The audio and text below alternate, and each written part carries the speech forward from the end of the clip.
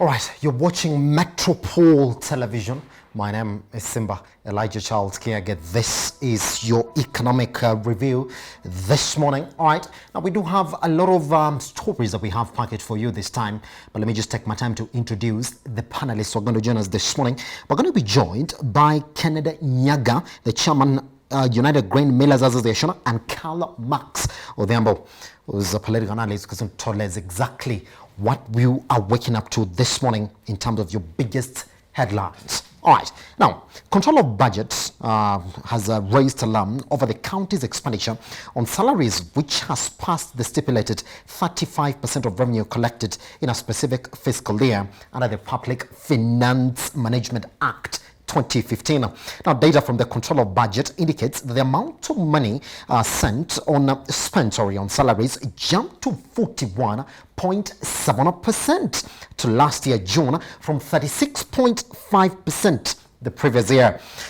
Now, this translates to 171.8 billion shillings on salaries when counties raised 411.96 billion shillings from 445.36 billion shillings a year earlier. Counties that were vetted under the Act spent cumulative of 171.8 billion shillings against a total of 104.51 billion shillings spent on development. Now, that is the concern that the controller of budget is raising. KARL MARX, I mean, we do have that act that stipulates that you're not supposed to spend more than 35%.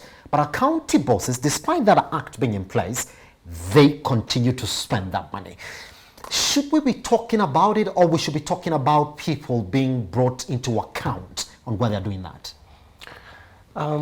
Thank you so much, Simba, for having me this morning.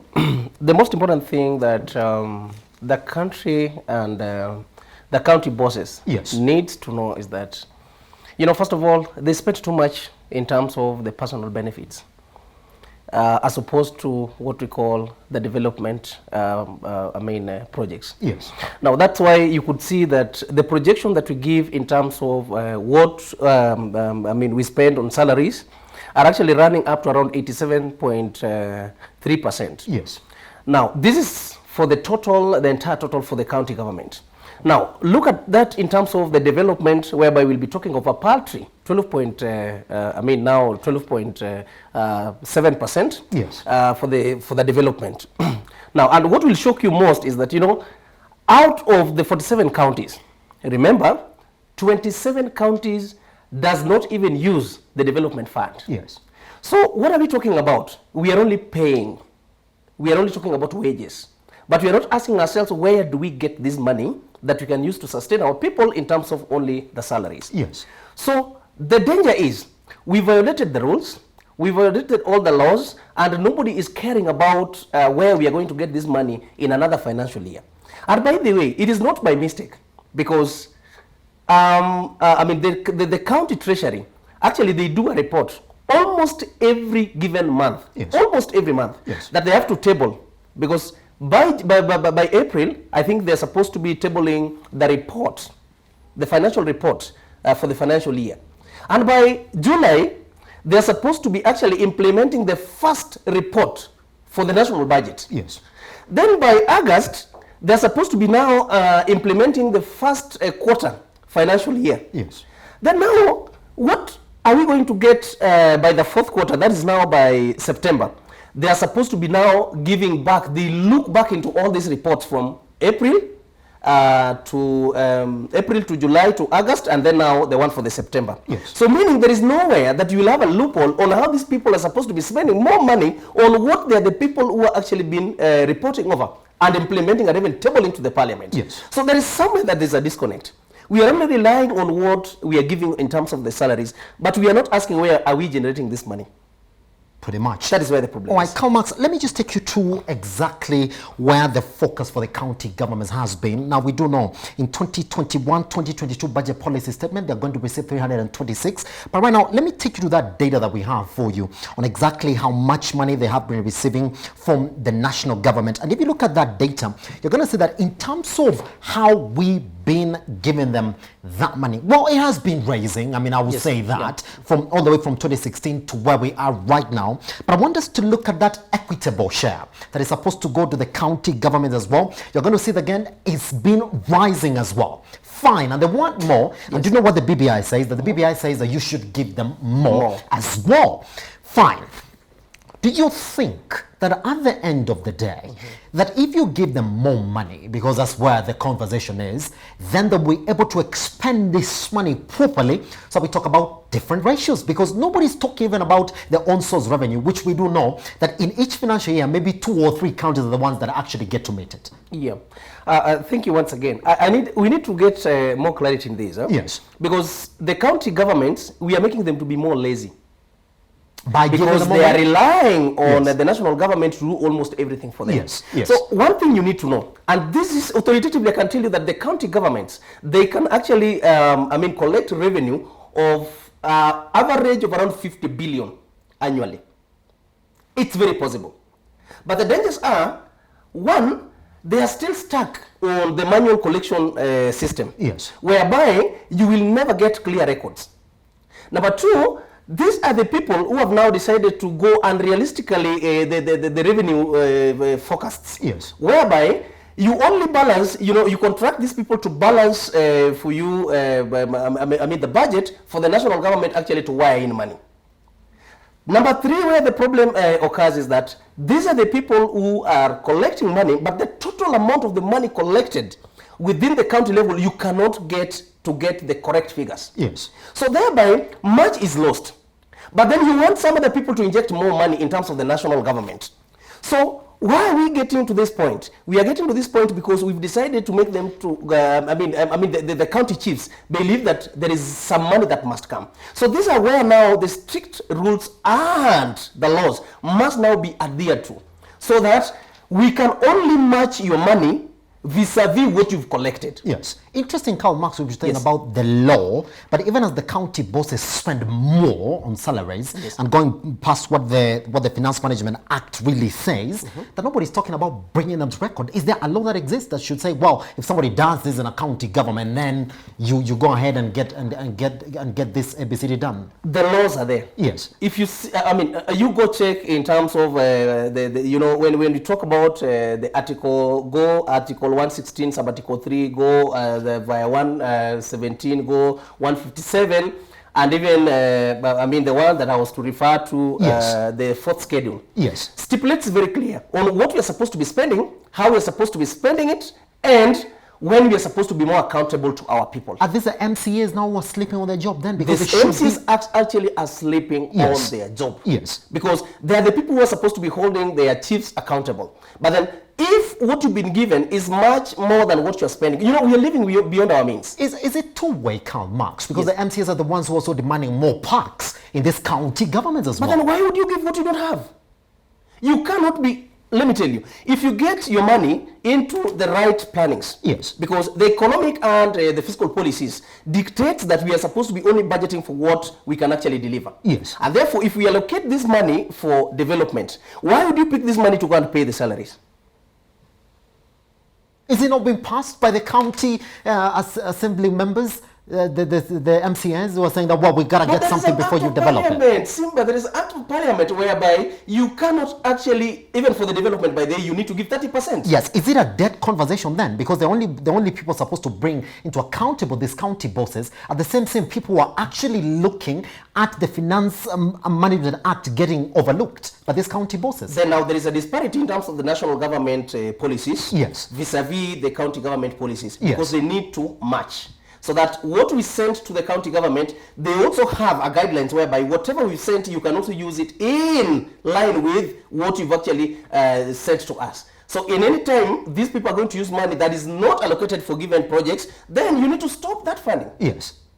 That is the only way you can actually hold these people accountable. Let's look at another area, therefore, that as we speak this morning, that we do know is within law, but there never seems to be a proper focus on it.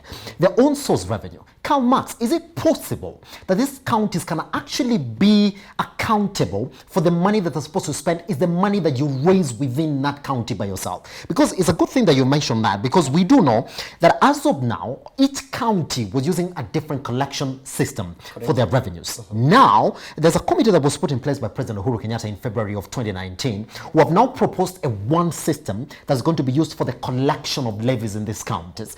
Is it possible for us to say, well, the monies that they're going to use to pay their people have to come from their collections? Very possible. Very possible. Because first of all, you can't over-rely Yes. on what is coming from the other end, but you cannot generate anything from your quota. Yes. This is where the corruption starts, because you know very well that there is some money that must come. But now we need also to match the money vis-a-vis what you've also collected. Yes. So it needs to be a matching fund. Yes. Functions to follow money, or money to follow functions. Yes. Now, if we talk of a county that cannot generate more than 500 million, why would we give you 1 billion? You get that? Yes. So we need to get the counties, first of all, to generate their own revenues that will always be matched by the national government kitty. Yes. So that if you generate 500 million, then we need to match your 500 million with another 500 million. But if you get 500 million and then we give you 2 billion, this is where the disparity starts. So they don't feel like they need to use this money in respect to each and every given department and sectors. I'm going to ask you a question, Karl Marx, because we do know again in the 2021-2022 budget policy statements, the grants that are supposed to go to the counties have now been made unconditional. In terms of we don't even have to scrutinize the same people that you've employed in your counties. Even their qualification now is not going to really be put on the spotlight. Fine though. But is it not the same government that stipulates who should be employed in a county government and how much money that they should be earning? That for the counties to develop, they need this labor force. This is why we have all these commissions.